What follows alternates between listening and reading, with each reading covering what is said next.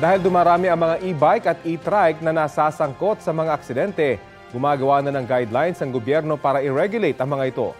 Base sa datos ng Metropolitan Manila Development Authority o MMDA, umabot sa 556 ang e-bike at e-trike related accidents noong 2023.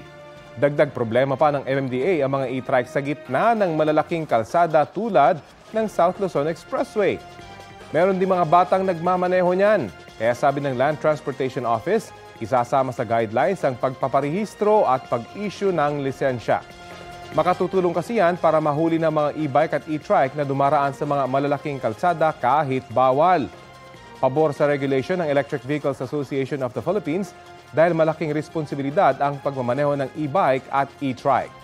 Target ng gobyerno na makumpleto ang guidelines bago matapos ang Pebrero. Kapuso, alamin ang maiinit na balita. Bisitahin at mag-subscribe sa GMA Integrated News sa YouTube.